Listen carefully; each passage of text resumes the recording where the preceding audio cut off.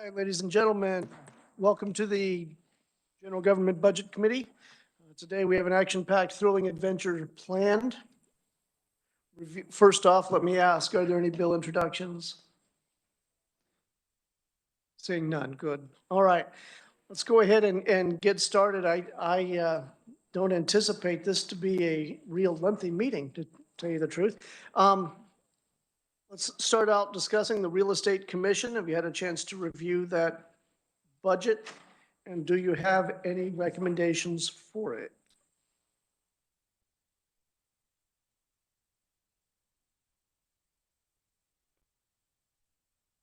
Myself, I saw nothing out of the ordinary or surprising in any way. Thank you, Mr. Chairman. I think the performance measures probably say it all. I mean, they have 16,700 licenses that they review, and 96% of them renew. So it just seems to me, and they're doing it with a tenth less employees over the last 3 years.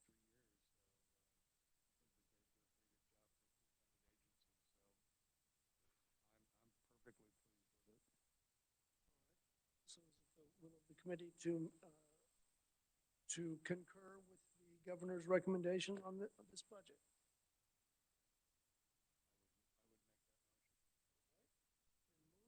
Second, all those in favor, discussion?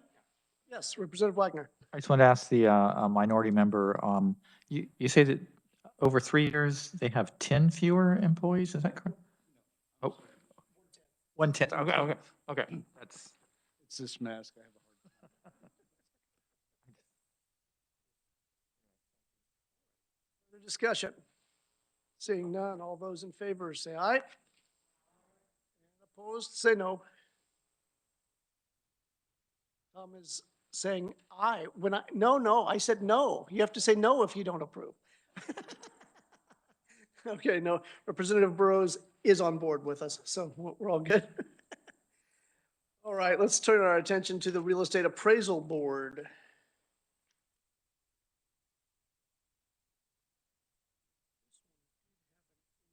It's an expenditures.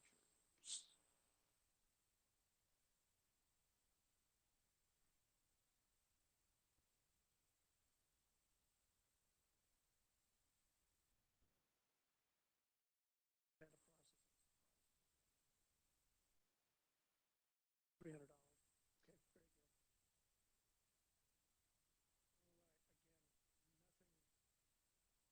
That's a $4,000 change. Hold on. 23.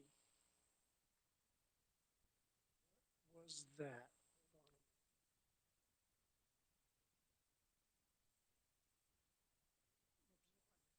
while we're talking, so is it the 21-22 budget that we're sending forward, or it's the 21-22-23?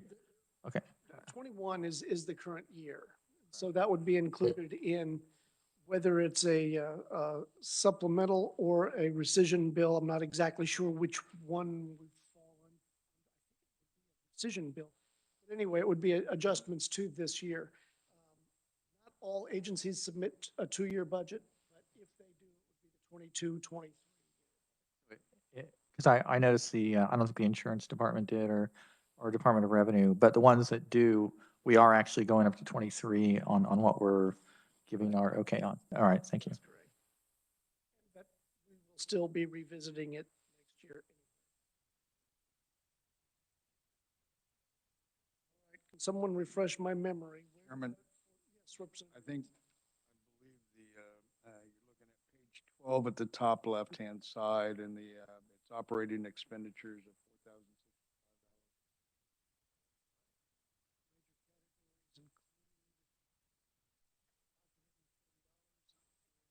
Actual services there, that's 3,525. That's the number I was looking for. Increased expenditures for OITS, rent, and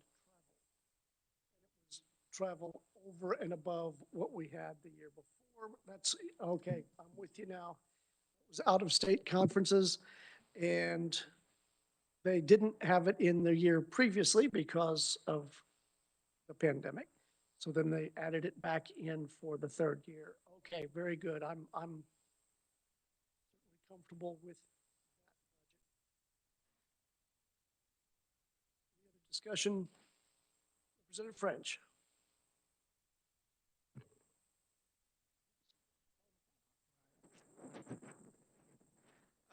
Thank you, Mr. Chairman. Did we ever get a response on the job titles for the two positions? I don't know. Yes, Mr. Chairman. So the one is the executive director. And if you give me one moment, they did reply the email back. The other position is the administrative executive position. Administrative executive, okay, very good. Representative Wagner. You- Martin, would you have a breakdown? I mean, between those two positions, you end up with $185,000, or 180,000? I mean, administrative executive, that just sounds like a secretary, whatever, executive secretary. Do you have the breakdown between, what the director has versus the other person in total? I do not have their job descriptions, but I can reach out and ask for those. Right, thank you.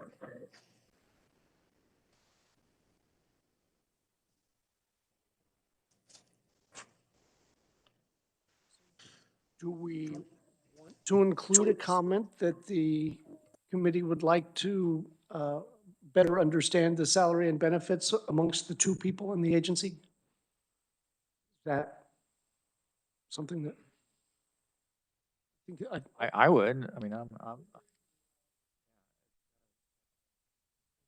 we can certainly include that in the report and then circle back with you once we have that information. I have one, Mr. Chairman. Yes. One more question. And I'm presuming Martin or somebody would know this. When the OITS cost, or the Office of Information and Technology Services, correct? And so that's a state agency. So what, the state, they bill these different departments so much? I mean, how is that figured out? Do you know the math? There is an indices that is published that has these statistics on it, and based on those indices, the agencies base their expenditure estimates. I personally do not know exactly the math that goes into all of that, but it is a published indices by the agency that by OITS that the agencies use to calculate their future expenditures. Thank you. And yes, we'll see the OITS budget here in a little while. You'll find from that the majority, in fact, I think the entirety of its operating expense is paid by the agencies that utilize their services. Much like in Department of Administration this isn't every agency, but any agency that rents from a D of A building, the funding to D of A comes from the agency in the form of rent. So I am curious as to, not enough to make a note on it, but I think it is important to look at when we see the OITS budget and the D of A budget, is the increase in expense coming from OITS or is it coming from their rent? Because they're lumped into the same category, but they're different sources. If there is an SGF spend for OITS, that's usually in the form of upgrades or new construction, if you will, of the information system. Mr. Chair. Representative French. Yes, Mr. Chairman. I noticed in one of the agencies we looked at yesterday that we approved, one of them had an OITS reduction in fees. Correct. And It's that's, surprising to me because we should expect them all to go up. was happy to see it too. I know. I just wondered why they had a reduction and everybody else is reporting an increase. I think it relates to how much work, how much of the OITS services the agency utilizes. Yes, Mr. Chairman, Representative Burrows, thank you. I'm assuming you can hear me. talk really loud. We can mostly hear you. Okay, thank you. If I remember correctly, there was supposed to be some efficiencies demonstrated through OITS in reference to the agencies. And staff may be able to guide us on that, but I believe that this is the first full year that we will have a true synopsis as to the financial breakdown that the agencies are being charged for the services by OITS. Uh, I believe that may be correct. If not, I ask staff to please correct me on that. Sorry, Analyst DeBoer. Well, You're now elected, all right? I appreciate it. I'm actually in contact with James Fisher, who does have the budget for OITS. He's indicating I will get back to you on that. So that is a definite maybe, right? Okay. And actually, I believe that your memory serves you correctly, that we should have a good snapshot this year, Representative Burrows. And so that's one reason that I'm very excited to review the OITS budget. Yeah, if I remember, Mr. Chairman, we have struggled with OITS budget for well over a decade or more. And that this should be the first solid year that agencies will have that we will be able to get an idea of what the agencies are having to pay for those services. And if I remember correctly, some of them were consolidated to deal with security issues, and we're sharing the security director or whoever it was among those organizations. So I'm just kind of curious, like you, Mr. Chairman, and others of the committee, as to how well OITS is providing these services and at what cost.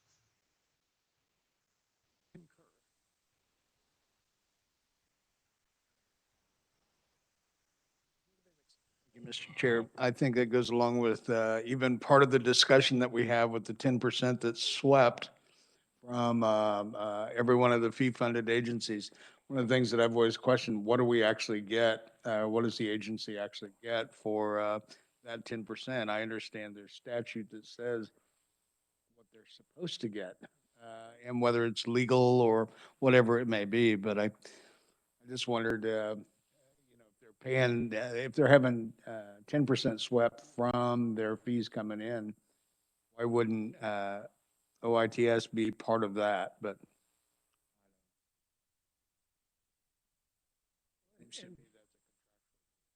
thank you. I don't believe that we had any allotments on this agency.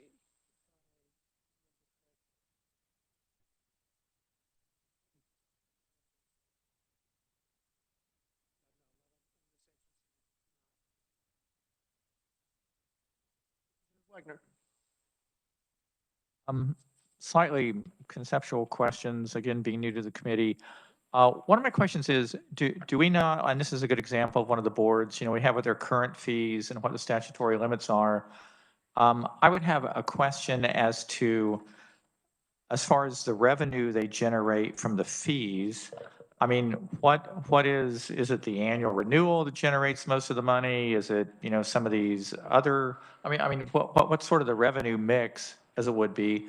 And also a question of, if their costs, let's just hypothetically pretend go up, 2% a year, sort of like inflation. I mean, these fees were, what were they 5 years ago or 10 years ago? Or when was the last time the fee structure was changed? And is that something that we do, the legislature does? Or is that something, I mean, I see they have a statutory limit, but is it up to the board to decide, or the internal board, the real estate appraisal board, for instance, to decide whether they're going to, raise the annual renewal from $150 to $180? I mean, who decides that? That Yeah. would be the recommendation of the Budget Committee, right? And is it possible, and I guess Mr. DeBoer would be a question, do we have on these fees, I think it would be helpful to know when was the last time that they were changed, or how long have they been at this rate? I mean, were they higher, now they're lower, or vice versa? Is that, I don't know, is that too hard of information to come up with, going forward? Okay. Valid question. Unless DeBoer care to weigh in on that? We can definitely follow up on the fee rates and the fee changes. It is my understanding that agencies with fees, if they want to raise the fees above the statutory limit, they would need to have legislative action take place. And I believe it is proper procedure that if they want to raise any fees below the statutory limit, that it would need to go in front of rules and regulations. I don't know if that is in statute, but I believe that is the current procedure that they usually go through. So that the board and the agency set those fees. If they want to go above the statutory limit, that would require legislative action. Generally, they'll report that to the Budget Committee as well, where we can weigh in as far as our recommendation on that. We don't have final authority unless we get to the point of exceeding the statutory limits.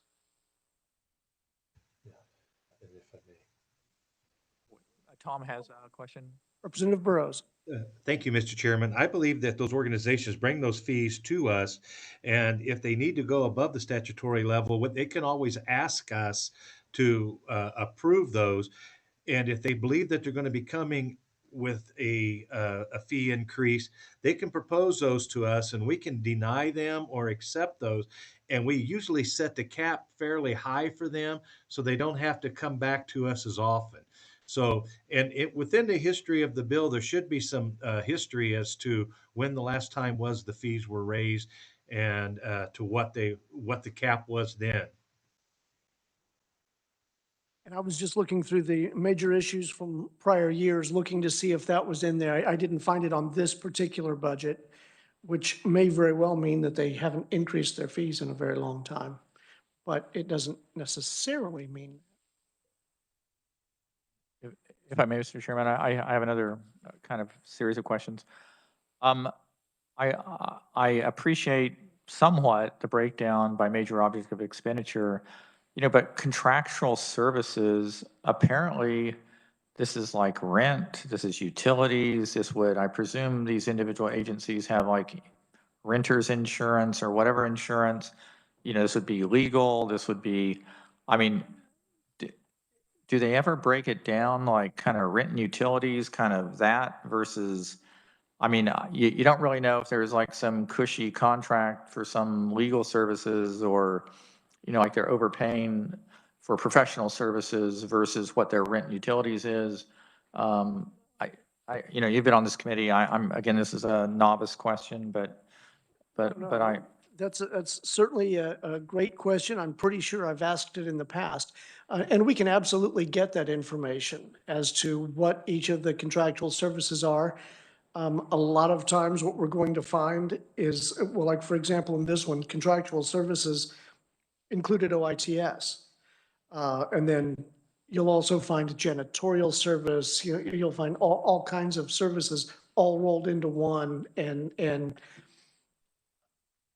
it's always possible that you could find something in there, but I never have. just thinking even just having it building, location related versus things that are, services related. I mean, whether you have a 2,000 square foot office or a 20,000 square foot office is going to affect some of it. But even as far as how much stuff you take in-house versus, versus everything, you're just paying, everything is outsourced. And I mean, I suppose outsourcing makes sense, but, not always. I mean, I don't know. I believe we've had extensive discussion over the Office of Printing, as I recall, Representative Burrows, do you? Those were long, that was a big rabbit hole. Analyst DeBoer, do you have anything that you can provide as far as a breakdown of the contractual services? I would defer to Dylan. He has a little bit more experience in this than I do. So, Dylan, take it away. No, I saw him jumping around too excited over there, so I really was hesitant to call on him for that. All right, Dylan, can you fill us in a little bit? Your mic is not working. It is now. It's not.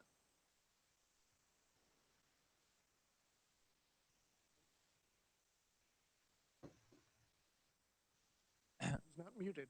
I think it says on his end. Okay, he'll get back with us. Dylan will chime in here in a minute when he gets his microphone working.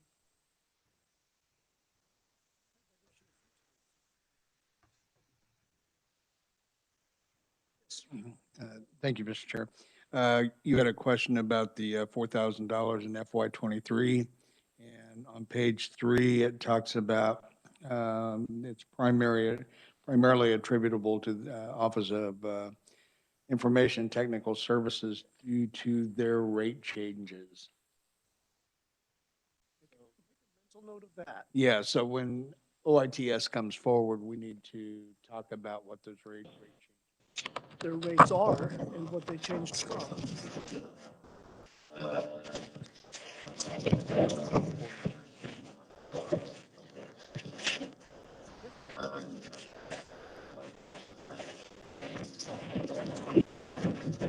My apologies. That feedback is actually Dylan's laptop. He's on his way up to you guys in the room.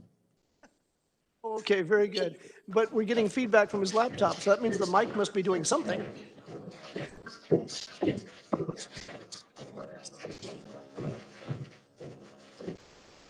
Question before Don. Martin, do you know anything about why the Real Estate Appraisal Board has a quality assurance consultant? What the heck would that be with real estate appraisal? Do you know? I mean, they said it increased. My apologies. Oh, the Real Estate Appraisal Board has a quality assurance consultant. It was increased in expenditures. I'm just somewhat surprised they have a quality assurance person. I mean, or that they had some fee. Do you know anything about that part of their budget? I do not. I can look into that for you. Yeah, I'm not generally provided with a lot of the descriptions and individual contracts unless we specifically ask about them or we know that they're a significant part of their operations. But that's definitely something I can follow up on for you. I would appreciate that. And here I see a shadow coming to the door. Alice, dear, good to see you.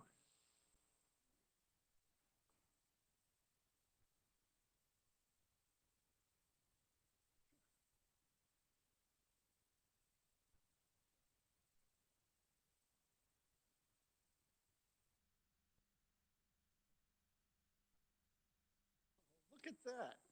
All right.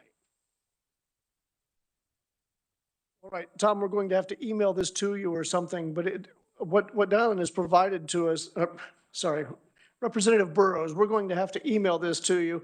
What Dylan has handed out is the fee structure for the Real Estate Appraisal Board and a history of the fees. What we see here is in the history is kind of interesting, I think. The renewal fee in 2011 was $275 per appraiser. When the board reviewed the number of appraisers and the revenues associated with them in 2012, the renewal fee was reduced to $250. In 2013, fees again were reviewed and the renewal fee was reduced to $225, and in 2014, reduced to $200, and then reduced again. in 2015 to $150.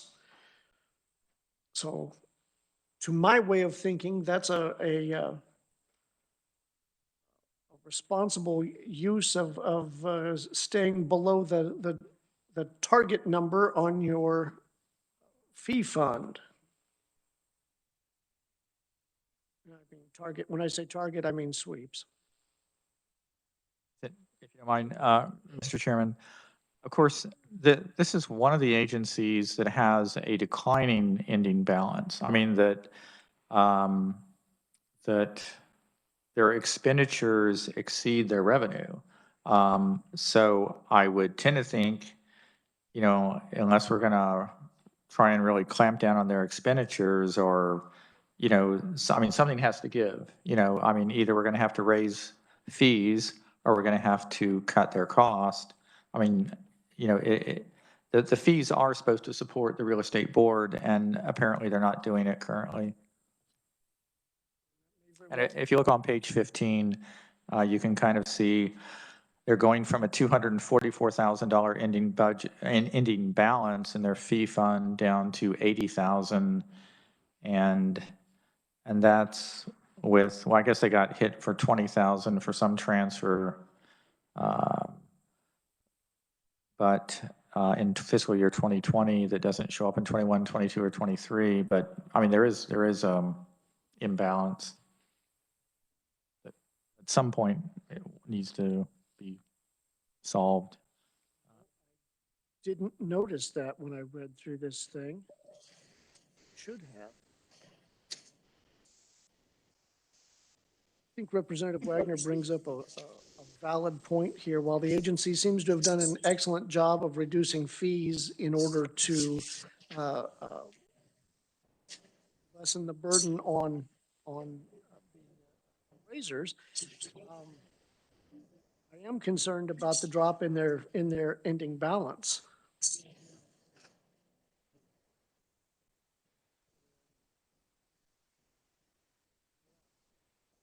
Expenditures aren't going up tremendously, but the fee fund is dwindling.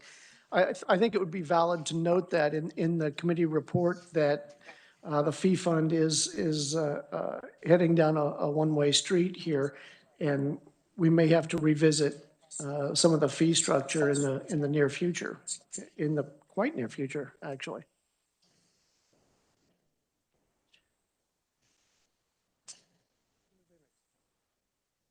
Chairman, one of the things that may have happened is that the real estate appraisal board itself may have given direction to reduce their fund balance.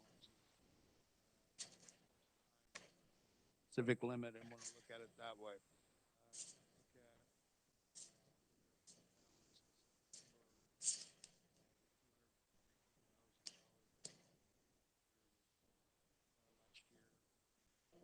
Yeah, 20. And it almost. Board members may have just said enough's enough, and we're going to reduce that. And I think that's fantastic. I just don't want to go too far on that. Oh, I understand. Thank you, Toby. From SGF at some point. I think that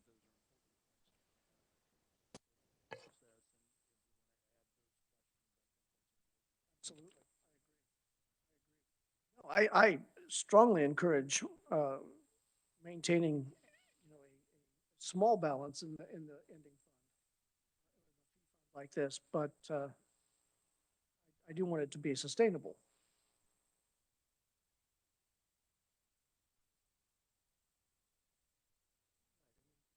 Further recommendations on this budget? Chairman, Yes. we DeBoer. Sean Toom with the Division of Budget has asked if he could possibly provide you with an answer. He is on WebEx with us. Very good. Yep, I see his square. All right, Sean Toom, welcome to committee. Can you hear me? Sort of. Okay. I'll try to speak loud here if you can hear me. There you go. That's good. Okay. I'm the governor's budget analyst that has the real estate appraisal board. I'm not exactly sure why Sally's not here, the executive director, but I can probably answer some of your questions. A lot of the expenditures, if you look at the approved amount from previous years, they hardly ever come close to spending that amount in the actual year. They have some budgeted for some temporary staff. That's a very small agency. There's 2 FTE positions, and if one of the persons in that office maybe gets sick or has to have a leave of absence, then they would have to use temporary workers to fill in and be able to make sure that it runs smoothly operating. Okay, and so you're addressing the contractual services, is that correct? Well, yeah, there's contractual services, but I'm also saying that the problem of the ending balance in the out years, I don't think that's really an issue, because every 3 years, 2001, 2002, 2003, 13, or 23, excuse me, they would they have money in their budget to be able to budget for temporary workers, and they probably will not use that. Okay, and where is that shown? I can't, I don't see that on the paper. Where would I find that On number? the, it should be in the in contractual services.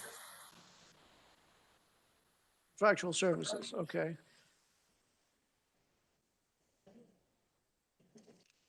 And so that's where the 156,730 comes in for contractual services. That's actually padding for temporary services if required. Is that right? I believe that's correct. I mean,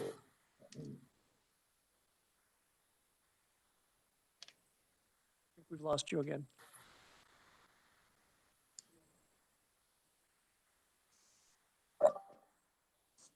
If you're speaking, Sean, we can't hear you. I'm not speaking. I'm Oh, looking okay. up right now to Okay. see the Just wanted to contractual make service sure. to give you a little bit breakdown here. I'm sorry. It's fine. So it probably is in the other professional fees.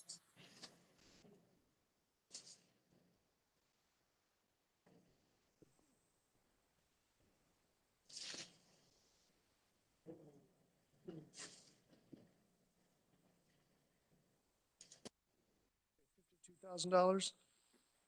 I showed 152,000 for temporary services, for professional services. Okay, okay, very good.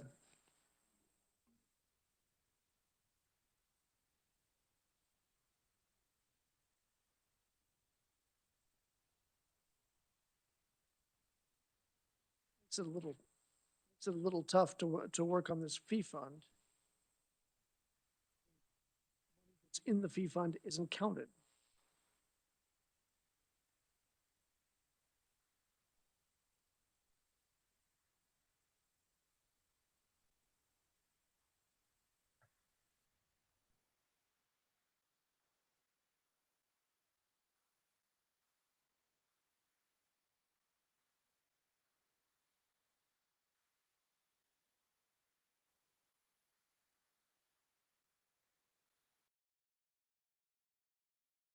But you have their actual expenditures for fiscal year 2020 that are known of 331,776.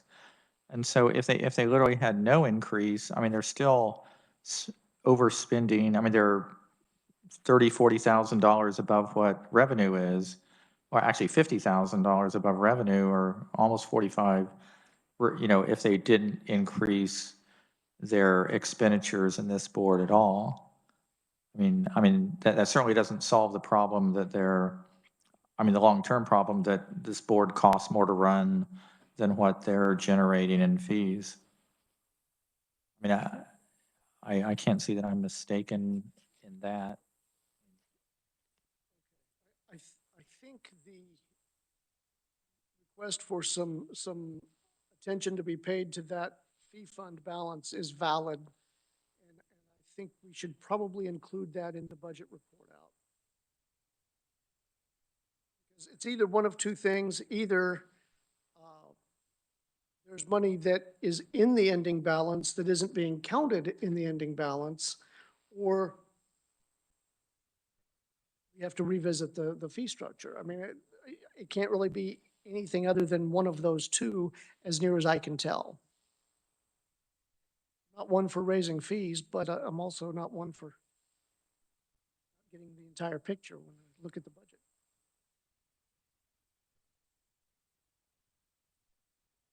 Varnberger.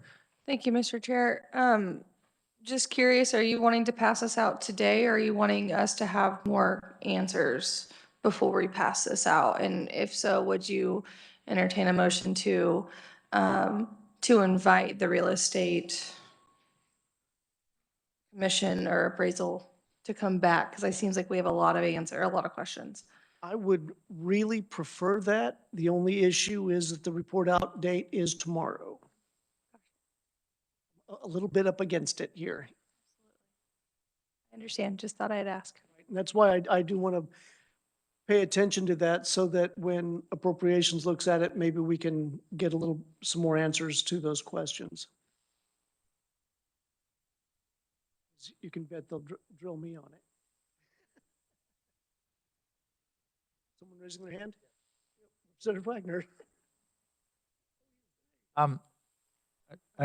Again, I mean, being a business owner, I'm looking at this, and I mean, you know, in 2014, renewal fees were reduced from $200 a year to $150 a year. On the sheet he handed out, basically of their $300,000 plus in revenue, you know, 260,000 of it comes from license renewals.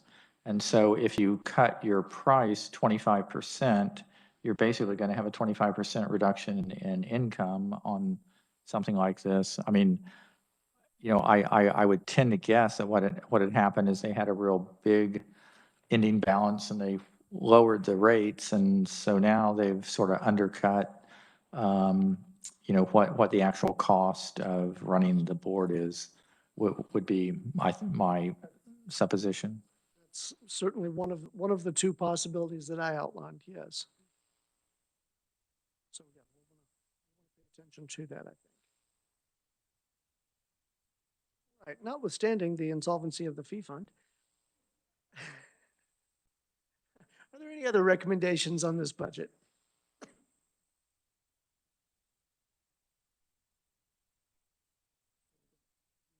Feels comfortable moving forward with the governor's recommendation for 2021, 22, 23, with the annotation about the concern for the fee fund balance.